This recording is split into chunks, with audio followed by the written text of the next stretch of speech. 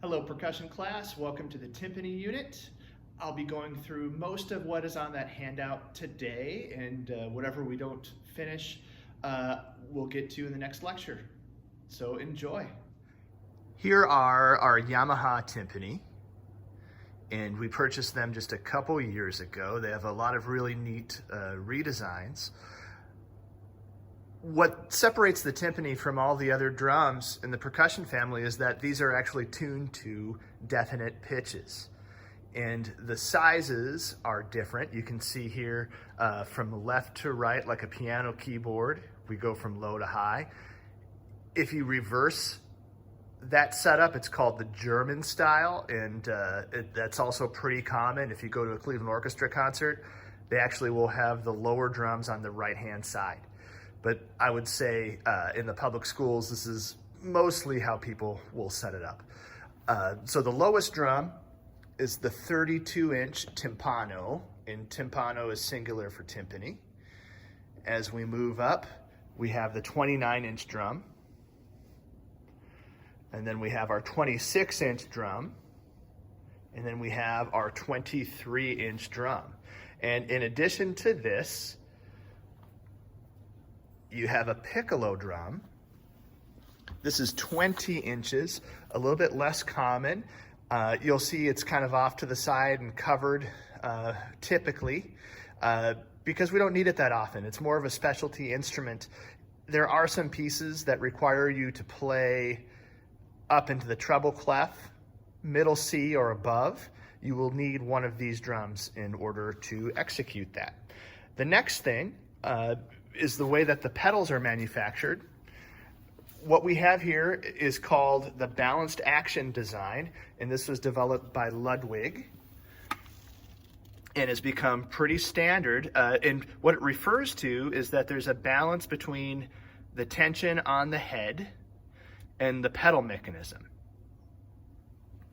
And as a result, when you put your foot on the pedal, it actually stays right where you put it, and it stays on the pitch without having to lock it into any kind of a clutch system.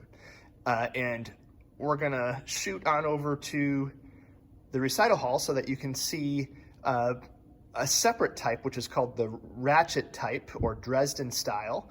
And we'll be back in just a second. Okay, so here we are in Ludwig Recital Hall backstage. And this is the Dresden style clutch timpani pedal.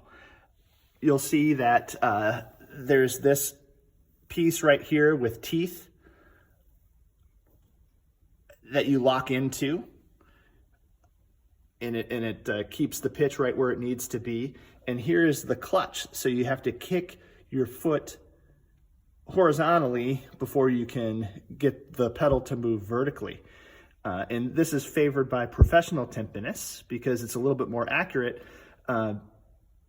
as far as keeping and holding your pitch. And if you need to fine tune, if you find a pitch that's in between, if you need a pitch that's in between one of these teeth, you just have to turn this fine tuner right here. And it's really pretty slick. Also, the range is a lot bigger on these professional level timpani. So I'll demonstrate how I would use the clutch here. So my foot is on here, I'm kicking there with my foot, and then I can lift the pitch up and down, and then I lock it back in. So this is the Dresden style or ratchet style timpani mechanism. Back to E112 and the balanced action timpani. So if you want to raise the pitch, you point your toe down and you bring your heel back if you want to lower the pitch. So to go up, push forward with your toe, which leads me to my next point, and it's very, very important. And that's the point of how we move these drums from one place to the next. If they are being picked up or wheeled even from the band room to the auditorium, you want to have tension on them. And the reason is these tension rods get very, very loose when you have the drums tuned all the way down. And therefore they are much more susceptible to being jostled around and detuned. And then you have drums that are really not clear from tension rod to tension rod. And the other thing, you never want to pull these drums from the rim. That's another thing that's going to put them out of tune. And it takes a long time to tune timpani. It's very, very difficult to do. So never pull from the rims. So if you're moving them, pull from what we call the struts. Those are these big things right here. They're not going to do anything to jostle the tuning. And here we have a whole bunch of wheel locks that we need to worry about. But once you have tension on the head, you can then push or pull from the struts. Do not grab from the rim. So that's something to teach maybe all of your pit moms and dads for marching band every year. The next thing I wanted to talk about are timpani sticks. And we have a pretty wide variety. First off, you'll see this is my timpani briefcase. It's pretty common for timpanists to have a separate case to put all of their timpani stuff. There's a few different things that you need, and usually keyboard mallets go in a separate bag. This is an old briefcase that I found at a thrift store. There are companies who make timpani specific boxes as well, but they're pretty overpriced. So the virtues of my timpani box here, I have a timpani tuning key, which is a different size than a standard drum key. This is a little bit bigger, so that's something as a band director you need to be aware of. This is a Yamaha key. It works for Ludwig drums as well. It's a universal size, but depending on the manufacturer, it might even be different. Adams timpani are also very, very common, but they have a much bigger tension rod or screw. So those are very specific. I also have a Korg tuner that works really, really well. There are a lot of apps now that are equally as accurate, but I'm pretty comfortable using this. You'll notice that all of my timpani sticks are covered in plastic. You can either take the bag that they're shipped in and just leave them in there, or sandwich bags work really, really well. So you just put the two heads in there, and then you wrap them around, and you're good to go. So the majority of the wear and tear that you end up getting on the felt and the heads of the timpani sticks is from touching them with your fingers or them getting jostled in your bag. So more of the wear and tear happens there than actually from striking the head, the drum head. So moving on here, we have several varieties of timpani sticks that are common today. And I'll start first with the construction of the head of the mallet. You have two basic types. You have ball type. So this is a solid core at the top, and it's just one piece of felt that is cut in a circle. So it's basically like a parachute kind of concept. And then you have thread on the end and that you sew on and you tighten. So that piece comes over the top and wraps around the head of the stick. One piece of felt. Here is what we call cartwheel felt. And you can see the top of the core, and it's just one long piece that is sewed together at a seam right there. And the reason that we put marker on the seam after we wrap the sticks is so that we avoid that part of the felt hitting the drum, because it's going to be a different articulation. You don't want to play on the thread. So when you're playing, that dot is going to be looking at you is the idea.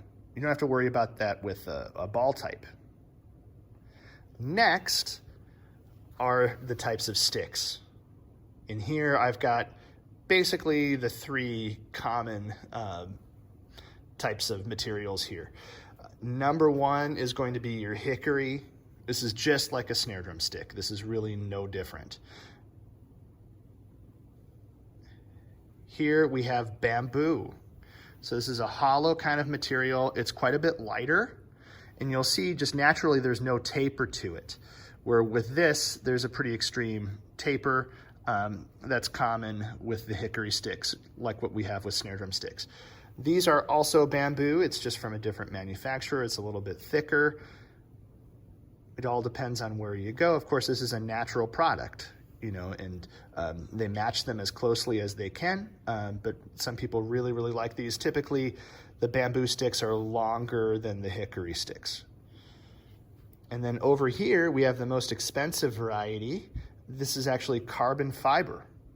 It feels a lot like bamboo, but it's machine perfect. So you'll definitely have consistency from stick to stick. These are very expensive. These are the David Herbert timpani sticks. He's the principal timpanist in the Chicago Symphony. And if you're interested, these are the Cloyd Duff model made by Adams. Cloyd Duff was the principal timpanist in the Cleveland Orchestra for about 50 years, and he retired 30 years ago, passed away in the early 2000s, but one of the most famous timpanists in pedagogues that we have. So to recap, we have the carbon fiber, the hickory, and the bamboo. As far as the heads are concerned, we have the ball type, and we have right here the cartwheel type.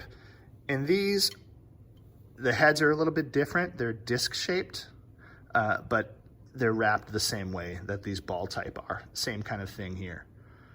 So this is disc shaped, and you'll see that it's cartwheel because the top of the stick is exposed. And there's my seam right there. You can see it's basically fishing line that's used to thread these. So you get a real kind of ticky sound if you play on that part of the mallet. Next point I want to cover here are the basic grips. Most common is what we call the French grip. And that's where our thumb is on top and we rotate from our forearm. It's not a whole lot different than playing ride cymbal on a drum set. The names of these timpani grips actually come from the world of fencing. And that's how you would actually hold your foil. So they don't come from any kind of pedagogy from those regions, but those are the names that have stuck because of fencing. So that is your French grip. German grip is another very common grip, and it's no different than playing match grip on snare drum. So the wrist is on top, and we rotate from here, versus French grip, rotating thumb on top. The French grip is preferred by most professional timpanists because it's a lot easier to lift the stick. You're not inhibited by the range of motion in your wrist. You can use your forearm and your arm pretty easily. So no matter what you're using as far as a technique, you want to make sure that you're playing with a nice lift stroke. So everything starts up and ends up versus a staccato stroke where we stop the mallet down. It has a pretty significant effect on the quality of sound across this instrument because this is a very, very resonant instrument. The next thing, beating spots. You want to be very, very consistent. If you play in the center of the head, you will get no resonance. That is the nodal point. It is just like playing over the string on a marimba.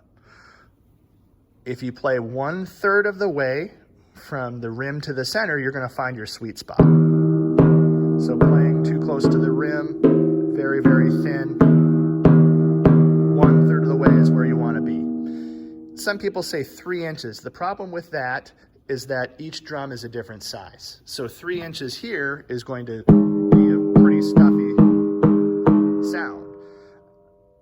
So 1/3 of the way, very, very consistent across the drums. The other thing, you want to play right over where the pedal is. So I could be playing here, that's 1/3 of the way, but it's not a good beating spot. And we want to be over the pedals because you'll see that there are tension rods on either side of this pedal. You want to avoid playing over a singular tension rod because you're going to get only the pitch of that tension rod that's right in front of you. So if you're over the pedal, you're going to be very, very, very consistent with your tuning.